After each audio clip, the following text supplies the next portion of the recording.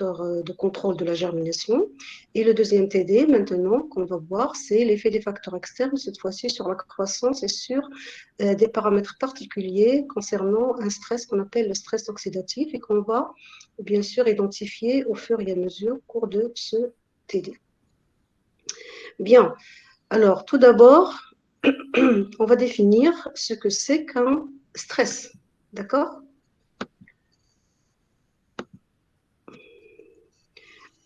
Un stress, en fait, c'est toute condition défavorable à la croissance et au développement de la plante. Lorsqu'on dit stress, en fait, on parle d'une contrainte. Un stress, c'est une contrainte, que ce soit pour les êtres humains, que ce soit pour les animaux, que ce soit pour les plantes. Donc, tous les êtres vivants peuvent être confrontés à des contraintes. Ces contraintes, donc, ce sont des conditions défavorables à leur bien-être, à leur croissance, à leur développement. Et là, les plantes, effectivement, subissent entre autres des contraintes, donc des stress. Alors, tout facteur, quel qu'il soit, tout facteur externe, peut devenir un agent de stress lorsque son intensité elle est trop forte ou bien elle est trop faible. C'est-à-dire, si on a un facteur donné présent par excès ou par défaut, il va constituer donc une contrainte pour le végétal. Alors, que fait le végétal? Eh bien, soit qu'il va être résistant, d'accord? Il va donc supporter, il va tolérer ce stress, ou bien il va être sensible et les réponses donc, du végétal vont dépendre de différents facteurs. Alors, les facteurs dont dépendra la réponse du végétal, c'est les facteurs qui sont liés au stress lui-même. On va le voir tout de suite, là, sous forme de schéma, pour expliquer ce que ça veut dire. Donc, il y a des facteurs qui sont liés au stress lui-même, ça veut dire les caractéristiques du stress lui-même, et puis il y a des facteurs qui sont liés à la plante. Alors, ce schéma vous montre effectivement un résumé des différentes caractéristiques du stress et différentes caractéristiques de la plante et comment la plante va réagir selon le stress environnemental qu'elle va subir. Donc, on va commencer carrément à gauche donc, de notre schéma. Vous voyez là, donc, il y a différents stress environnementaux. Et ça peut être un stress type biotique ou abiotique. Alors, quand on dit type biotique, ça veut dire que c'est un stress qui est dû à un agent vivant, tel que les virus, les bactéries, les champignons, les parasites. Et ça peut être un stress abiotique, c'est-à-dire dû à un agent, par exemple, physique, tel que la température, le vent, un manque d'eau, donc stress hydrique. Et nous avons vu l'année dernière un TD concernant la réponse des plantes à un stress hydrique et un stress salant. D'ailleurs, on reprendra aujourd'hui quelques notions que nous avons vues en S4 dans un TD en relation avec le cours que fait M. Hafedi, qui est la nutrition minérale et hydrique des plantes. Alors, on revient donc à notre schéma. Donc, lors d'un stress environnemental, on va avoir ce stress qui peut avoir des caractéristiques variables. C'est-à-dire un stress, il peut être identifié d'abord par sa intensité. Est-ce qu'il est très fort? Est-ce qu'il est modéré? Est-ce qu'il est faible? Également, il peut être identifié par sa durée. Est-ce que c'est un stress qui est long, court, de courte durée, c'est-à-dire quelques heures, quelques jours, quelques semaines, quelques mois? Donc, en fait, ça dépend de la durée et aussi la fréquence. Est-ce que c'est un stress qui revient souvent au cours du cycle de développement de la plante ou bien c'est juste un stress qui a lieu une fois et puis c'est fini? Donc, la fréquence également va être un facteur qui va influencer la réponse de la plante. Et puis, bien sûr, on a souvent on a des combinaisons de stress. Par exemple, en général, lorsqu'on a un stress hydrique, un manque d'eau, en général, je ne dis pas toujours, mais en général, on a avec une combinaison avec une forte température. Et donc, tout ça, donc ça dépendra du type de stress, de ses caractéristiques pour voir quelle sera la réponse de notre plante. Alors, les caractéristiques également de la plante sont importantes dans cette réponse. C'est-à-dire que la plante, lorsqu'elle va subir un stress, quel que soit le stress qu'elle va subir, quelles que soient ses caractéristiques, la réponse va dépendre également de l'organe qui va être le plus touché ou le tissu qui est le plus touché. Par exemple, je pourrais vous donner l'exemple des plantes, par exemple, grâce les plantes succulentes, vous savez qu'il y a des tissus qui sont gorgés d'eau il peut faire des réserves, telles que chez les cactus, d'accord? Donc, un stress hydrique n'aura pas exactement la même conséquence sur les tissus foliaires et la tige d'une plante grasse par rapport à une plante normale, donc une plante tempérée. Pareil, nous avons une réponse, je dirais, différente selon l'organe qui perçoit le stress. Lors d'un stress hydrique, par exemple, on va voir que les feuilles vont sentir, réagir plutôt au stress beaucoup plus fortement que les racines. C'est-à-dire que les feuilles vont avoir une croissance qui est réduite, par exemple, des petites feuilles pour limiter l'évapotranspiration, alors que les racines, lors d'un stress hydrique, en général, on va avoir une profondeur racinaire plus importante, c'est-à-dire que les racines, elles s'allongent pour aller chercher l'eau plus loin dans le sol. Donc, selon l'organe en question, on va avoir une réponse différente. Ça dépendra également du stade de développement de la plante. Vous savez que la plante, elle va passer par différents stades, à savoir à partir du stade semis. Après, on a la germination. Après, on a une petite plantule avec des petites feuilles. Après, les feuilles vont grandir. Après, on aura la floraison. Après la floraison, il y aura la fructification.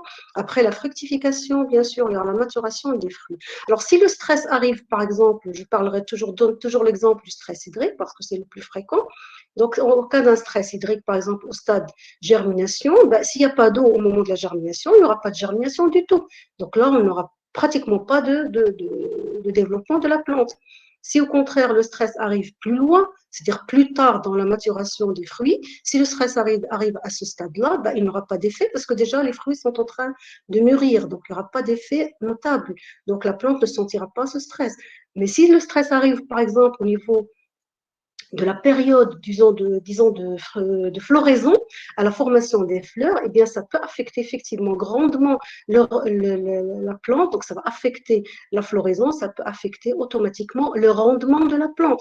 Donc tout ça, c'est des caractéristiques, donc on ne peut pas dire qu'il y a pour un stress, il y a une réponse donnée.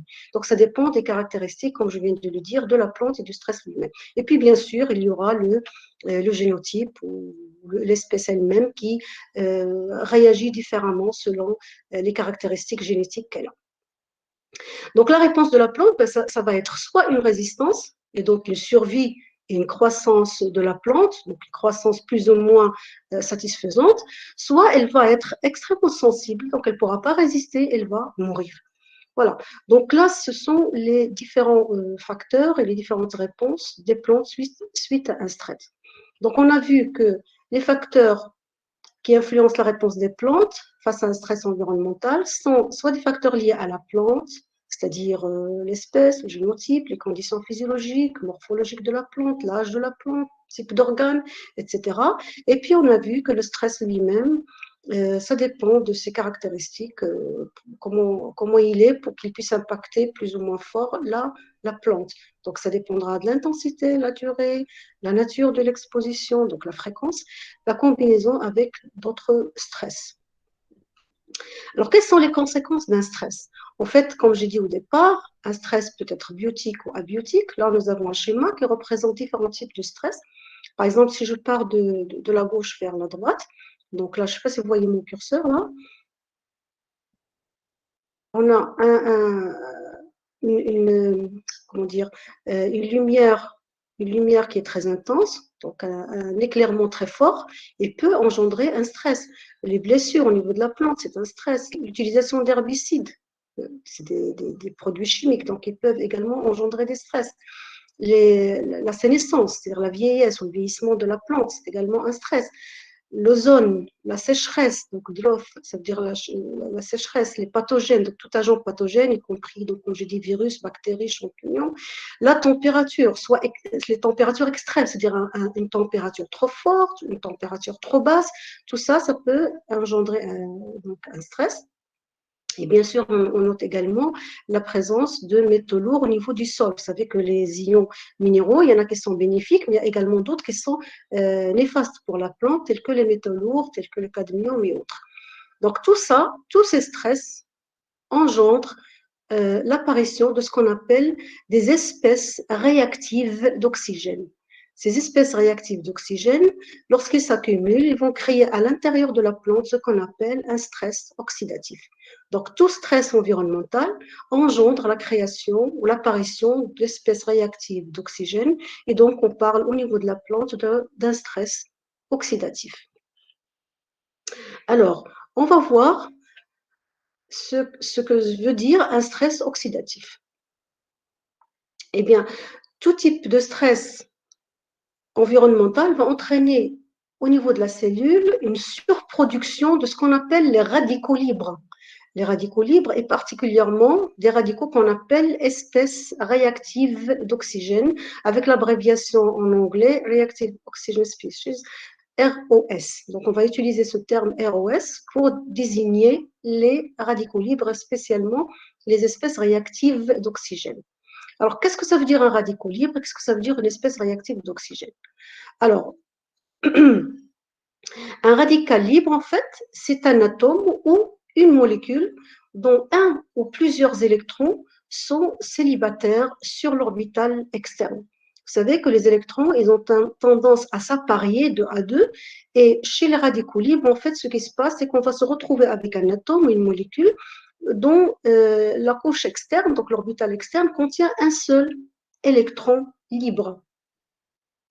Alors ça, c'est le radical libre. C'est quoi les espèces réactives d'oxygène? Donc, comme le terme l'indique, ça veut dire que c'est en rapport avec la molécule oxygène. Alors, ici, vous voyez différents types de molécules, de radicaux libres, qui sont générés à partir de l'oxygène moléculaire. Alors, on voit très bien ici, donc juste à titre d'exemple, donc l'oxygène moléculaire, en gagnant un électron, on va voir par la suite où est-ce que ça peut arriver, en gagnant un électron, eh bien, il va devenir un anion qu'on appelle anion superoxyde. Et cet anion superoxyde lui-même, en présence disons, d'un réducteur, donc d'un proton par exemple, il va donner un radical hydroperoxyde. Ou encore, ce superoxyde, donc c'est un oxygène qui a un électron en plus sur son orbital externe, va encore gagner plus d'électrons et donner un anion peroxyde qui lui-même, en présence d'un proton, va donner le peroxyde d'hydrogène qu'on appelle l'eau oxygénée. Donc c'est le peroxyde d'oxygène. En gagnant encore un électron, donc on peut avoir effectivement apparition d'un radical qu'on appelle radical hydroxyle qui est extrêmement, extrêmement dangereux pour la cellule vivante. Voilà donc les types de radicaux libres que l'on peut trouver, d'espèces réactives d'oxygène que l'on peut trouver dans la cellule lors d'un stress. Et ceci est présent, comme j'ai dit, aussi bien dans une cellule végétale que dans une cellule animale. Alors, un radical libre, il porte, comme on l'a dit, donc sur sa couche électronique externe, un ou plusieurs électrons libres. Alors, cette configuration, donc cet aspect, il va conférer à l'entité radicalaire une très haute réactivité chimique, c'est-à-dire que la molécule d'oxygène, une fois qu'elle devient sous forme de superoxyde ou autre, radical libre, donc elle va avoir cet électron qui va être très, très, très réactif, donc il va essayer de capturer un deuxième électron pour s'apparier. Donc, les radicaux libres vont tendre à capturer un électron pour compléter la couche électronique externe, donc l'orbital où il y a juste un électron, ils vont essayer de l'apparier. Et de ce fait, qu'est-ce qui va se passer? À la recherche d'un autre électron, ils vont s'associer avec n'importe quelle molécule dans la cellule, juste pour, disons, apparier leur électron. Et là, qu'est-ce qui va se passer dans la plante, ou plus exactement dans chaque cellule? C'est qu'on va avoir des dégâts très, très importants. Alors, vous imaginez une espèce réactive d'oxygène, donc on va dire un radical libre, avec un électron qui est libre. Elle va essayer d'apparier son électron avec n'importe quelle autre molécule. Et bien, ce qui va se passer, c'est qu'il va s'accrocher à toutes les molécules au niveau de la plante, toutes les molécules au niveau de la cellule. Et ça va créer bien sûr des dégâts importants qui sont, par exemple, l'inactivation des systèmes enzymatiques. On va avoir une inactivation, c'est-à-dire que les enzymes, c'est quoi? Ben, les enzymes, c'est des protéines. Les protéines, bien sûr, c'est des composés donc, de différents atomes. Donc, je parle bien sûr acides aminés, différents atomes, carbone, azote, etc. Et donc, on va voir pas mal de choses. Et donc l'oxygène va essayer de s'accrocher n'importe où sur ces protéines. Donc, ça va perturber. Si ça dénature ou perturbe la structure enzymatique, bien sûr, ça va perturber sa fonction. On va avoir également, donc, par conséquence, des dégâts énormes au niveau des protéines, donc une dégradation des protéines. Ça va également induire une altération au niveau de l'ADN, parce que bon, l'ADN aussi, c'est des bases composées par des bases, etc. Donc, on va avoir une altération de l'ADN. On va avoir également altération pour les plantes des pigments, bien sûr, altération des sucres. Ils vont s'oxyder à cause de cette espèce réactive d'oxygène. On va avoir également, et ça c'est un paramètre important aussi, une détérioration de la membrane plasmique. Vous savez que la membrane plasmique, elle est constituée bien sûr d'une bicouche lipidique ou phospholipidique. Lors d'un stress oxydatif, on va voir ces espèces réactives d'oxygène qui vont attaquer les acides gras qui constituent la couche lipidique et donc ils vont former ce qu'on appelle, donc ils vont la découper, la dégrader. On va avoir ce qu'on appelle formation des MDA, des malondialdéhydes, des malondialdéhydes, comme le montre la formule chimique sur la diapositive. Et une fois que la membrane est détériorée, bien sûr, vous savez que la membrane plasmique elle est semi-perméable, elle est sélective aussi, mais si jamais elle est attaquée, si les acides gras sont attaqués, donc la structure phospholipidique est perturbée, donc la perméabilité et la sélectivité membranaire vont également être perturbées. On peut avoir des dégâts énormes au niveau de la cellule. Alors, où sont produits ces espèces réactives d'oxygène à l'échelle cellulaire? Eh bien, on les retrouve partout. Là où il y a, disons, un transfert d'électrons, là où il y a des transferts d'électrons, on va retrouver la production de ces espèces réactives d'oxygène. Par exemple, donc à titre d'exemple, selon ce schéma que vous voyez devant vous, donc ça représente une cellule avec la membrane cellulaire que vous voyez là en bleu tout autour. Et à l'intérieur de la cellule, eh bien, vous avez le compartiment ici, c'est la mitochondrie. Alors, la mitochondrie, vous savez que c'est le siège de la chaîne respiratoire. Et au cours donc, la chaîne respiratoire, c'est quoi? C'est une chaîne où nous avons un transfert d'électrons entre les différents éléments. Et dans ce cas, on va avoir à un moment donné, bien sûr, ça implique l'utilisation de l'oxygène, la chaîne respiratoire. Et on a des réactions d'oxydoréduction successives qui peuvent générer donc une formation de ces espèces réactives d'oxygène, telles que ici, là, vous voyez, donc l'oxygène qui peut donner donc un superoxyde ou donner le peroxyde qu'on appelle l'eau hydrogène. Donc là, on a également le chloroplaste au niveau de la cellule végétale, où l'on a un transfert d'électrons, donc on a une chaîne de réaction d'oxydoréduction entre le photosystème 2 et le photosystème 1, et ça implique également l'utilisation de l'oxygène, bien sûr, on a un transfert d'électrons. À un moment donné, si l'oxygène capte ces électrons, eh bien, il peut générer lui aussi la formation du superoxyde et du peroxyde. On a également les peroxysomes.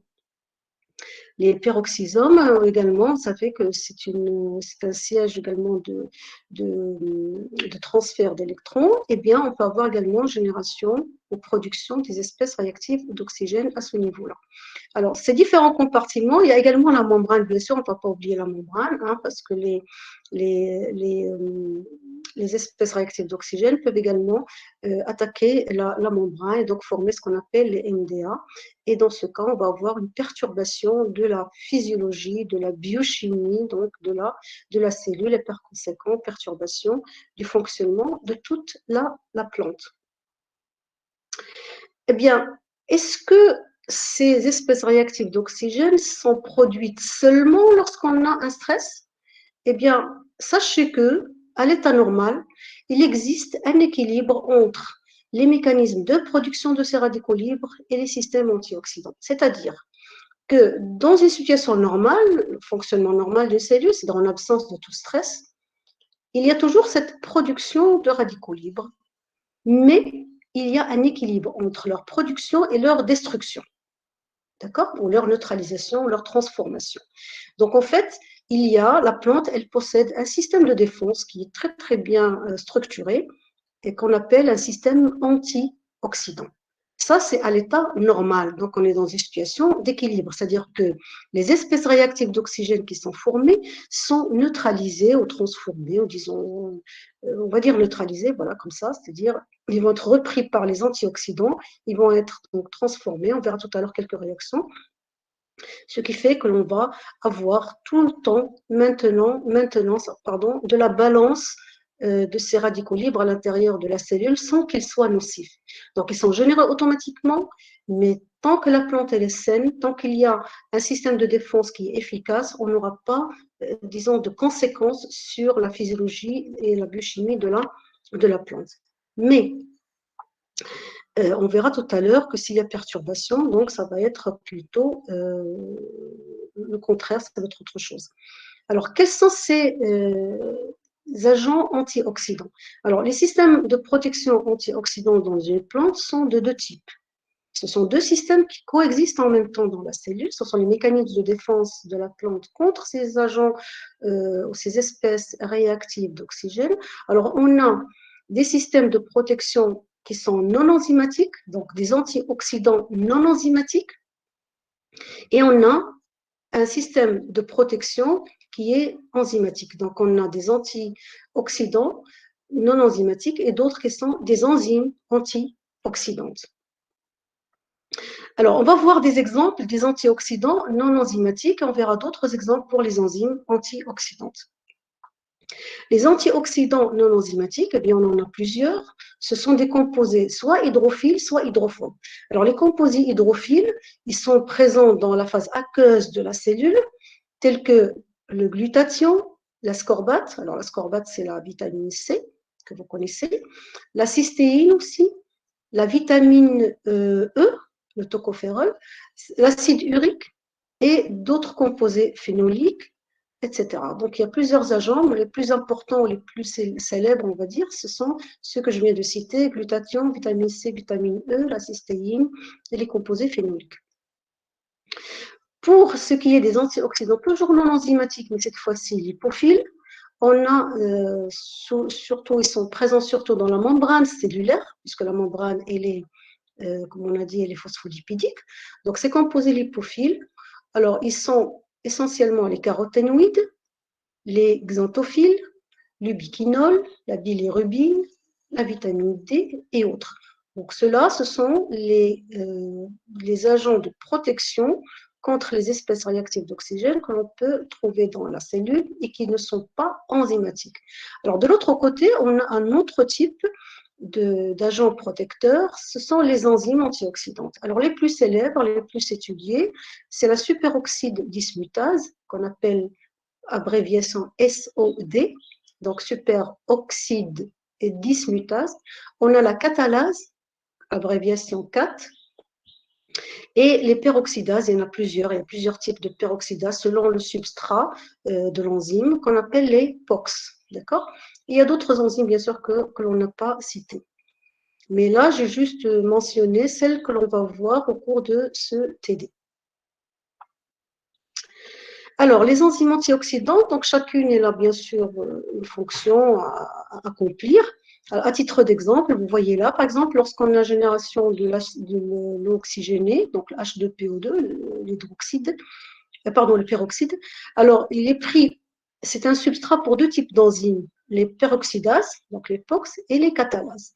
Alors, quand elles sont présentes, ces enzymes, en bonne quantité dans la cellule, ce qui va se passer, c'est que les peroxydases vont donc prendre ce peroxyde et en présence d'un substrat réducteur, vont régénérer donc des molécules d'eau. Donc, ils vont transformer une espèce réactive d'oxygène à des molécules d'eau, plus le radical ici qui va être libéré. Alors, pour les catalases, les catalases utilisent également le peroxyde, H2O2, eh bien, elles sont capables d'hydrolyser cette molécule, elles vont libérer de l'eau et de l'oxygène. La SOD ou la superoxyde dismutase, eh bien, elle est capable de prendre le superoxyde, c'est l'anion superoxyde qui est vraiment très très réactif, ils vont donc disons, le réduire en H2O2, d'accord, plus une molécule d'oxygène, une demi-molécule d'oxygène, et le peroxyde lui-même, le H2O2, il est repris Le H2O2, il est repris par les catalases ou les peroxydases pour le retransformer en molécules d'eau plus oxygène. En fait, toutes ces enzymes, en fait, elles travaillent en harmonie entre elles pour essayer de libérer ou de, disons, neutraliser et d'éliminer les agents ou les espèces réactives d'oxygène dans la cellule.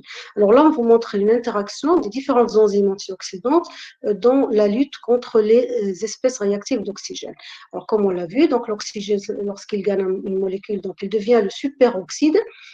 En présence de la SO2, il va générer donc le peroxyde et les catalases et les peroxydases, bien sûr, sont capables de neutraliser ou disons de transformer ce radical libre néfaste en molécules qui sont bénéfiques pour la plante et pour bien sûr la croissance et le développement de cette plante. Donc, toutes ces enzymes travaillent en harmonie, elles sont là pour lutter contre les espèces réactives d'oxygène, pour empêcher leur effet néfaste sur la cellule. Alors, quand est-ce qu'on va parler d'un stress oxydatif? Alors, on parle d'un stress oxydatif, on dit qu'une plante, elle souffre d'un stress oxydatif lorsqu'on a un déséquilibre au niveau de la plante. Un déséquilibre entre quoi et quoi? Eh bien, un déséquilibre entre les radicaux libres et les antioxydants. On a vu tout à l'heure que lorsque la plante elle est disons, elle est dans une situation saine, normale, on a la balance qui est bien sûr l'équilibre qui est respecté. Mais dès que la balance elle penche vers les radicaux libres, c'est-à-dire qu'on a la plante, elle produit plus, la cellule produit plus de radicaux libres que d'antioxydants, et eh bien dans ce cas, on va avoir un stress oxydatif. Alors, voilà en résumé ce que l'on vient de dire. Lorsque je suis dans une situation normale, c'est-à-dire pas de stress, une situation normale où le stress est vraiment très très très faible, mais pas vraiment important, on a donc une plante normale. Dans une plante normale, qu'est-ce qu'on a? Eh bien, on a un équilibre entre les agents antioxydants, comme on l'a vu, enzymatiques ou non enzymatiques, et les espèces réactives d'oxygène. Donc, cette balance-là, il est respecté. Donc, la plante, elle est saine, elle se défend, elle est en bon état, donc il n'y a aucun problème. Et bien sûr, disons, cette balance entre les antioxydants et les espèces réactives d'oxygène va inhiber ou empêcher l'effet néfaste des radicaux libres. Mais lorsqu'on a un stress, ça peut être un stress abiotique ou biotique, bien sûr. Bon, là, on a pris le stress abiotique parce qu'on va en parler par la suite. Alors, un stress abiotique, un stress environnemental, qu'est-ce qu'il fait? Eh bien, il va générer une production plus importante au niveau de la plante de ces espèces réactives d'oxygène. Donc, on les a vues et on les a identifiées tout à l'heure. Alors, la balance va pencher vers les espèces réactives d'oxygène, donc l'équilibre ne sera plus maintenu, on va avoir plutôt un déséquilibre. Alors, ce déséquilibre, soit parce qu'on a un excès des espèces réactives d'oxygène, soit qu'on a un manque des agents antioxydants. Donc là, on va avoir le déséquilibre qui va créer quoi? Eh bien, va créer un stress oxydatif au niveau de la plante. Ce stress oxydatif va donc générer des dégâts au niveau moléculaire, on l'a vu au niveau des membranes, donc les lipides, au niveau des protéines et des enzymes, des acides aminés, des acides nucléiques et des pigments de la plante. Tout ça, ça va se répercuter sur la cellule. Donc les dégâts moléculaires vont se répercuter sur la cellule. Donc on va avoir des dégâts au niveau de la membrane, on va avoir une perturbation du fonctionnement des différents organismes, chloroplaste, mitochondries et autres. On va avoir une réduction dans le métabolisme, parce que le métabolisme est perturbé. On va avoir également une réduction dans la fixation de CO2, c'est-à-dire la photosynthèse. On va avoir une perte d'électrolytes. Vous savez que si on touche la membrane, donc on va perturber la perméabilité membranaire, et dans ce cas, on peut avoir une perte des ions. Et on va avoir également une perturbation, ou disons une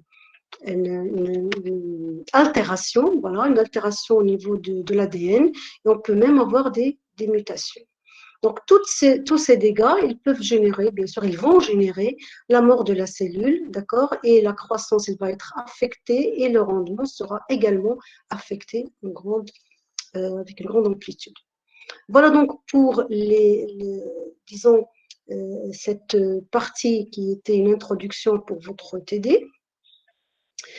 Alors, on va maintenant voir quelques exemples où l'on verra la réaction des plantes, donc on verra la manifestation de ces différents éléments dont on vient de parler, c'est-à-dire les dégâts ou les dommages cellulaires qu'on peut détecter lors d'un stress, et on va essayer comment dire, de faire une synthèse à la fin du TD. Alors voilà.